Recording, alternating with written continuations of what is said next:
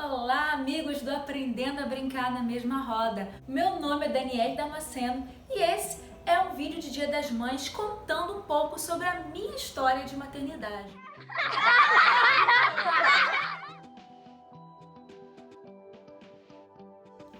Olá, amigos! Se você chegou aqui pela primeira vez no meu canal através desse vídeo, saiba que eu sou fonoaudióloga, trabalho com desenvolvimento infantil e aqui nesse canal a gente fala sobre fonoaudiologia, sobre desenvolvimento infantil, sobre inclusão, sobre autismo e hoje eu vou falar sobre o Dia das Mães e a minha história com a maternidade. Eu já pensei de inúmeras formas diferentes de fazer esse vídeo, de contar um pouquinho sobre a minha história, de contar como tudo começou, de contar lá de trás, quando eu quis ser mãe, quando surgiu a primeira vontade, o primeiro desejo de ser mãe e como foi a minha trajetória, como está sendo a minha trajetória até agora, até o dia de hoje.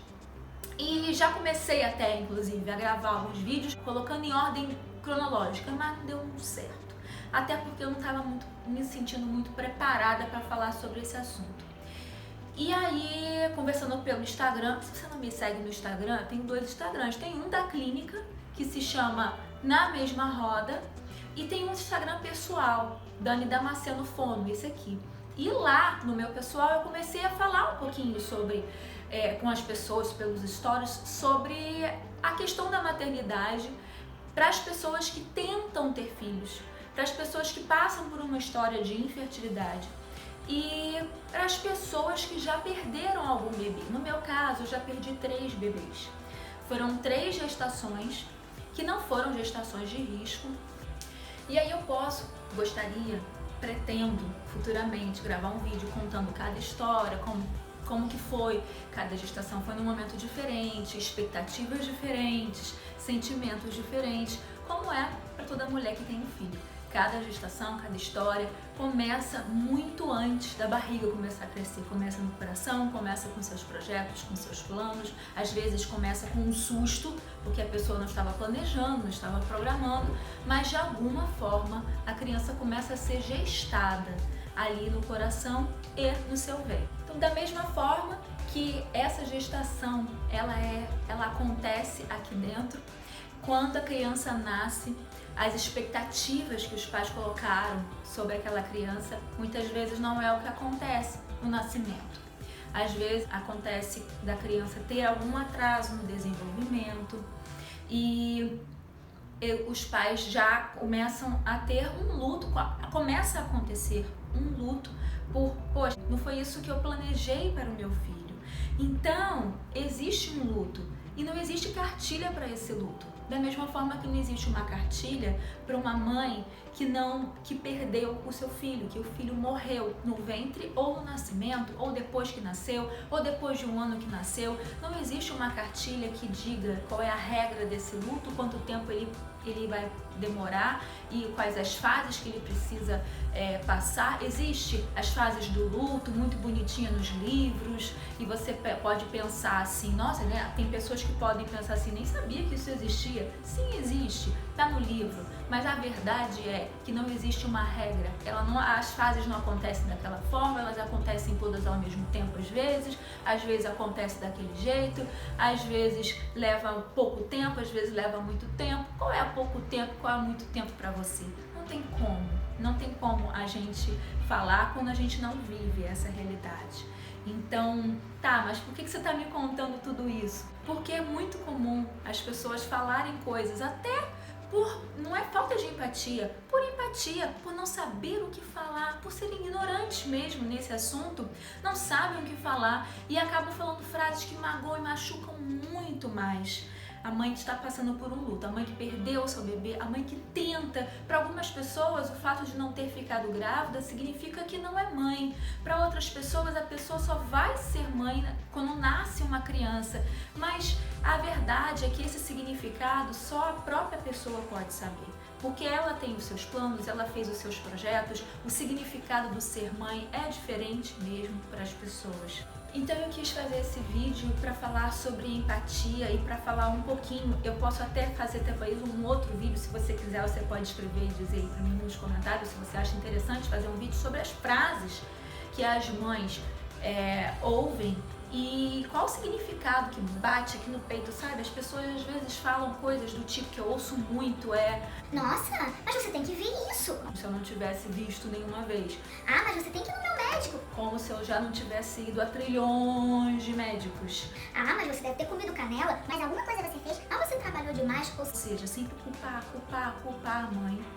Outra coisa que eu acho que nesse Dia das Mães é a pior coisa que pode acontecer, principalmente para uma mãe como eu que perdeu bebês, a sociedade, as pessoas à sua volta não considerarem essa pessoa uma mãe e descartarem completamente a maternidade dela e descartarem completamente o dia que é um dia triste, que é um dia difícil para ela.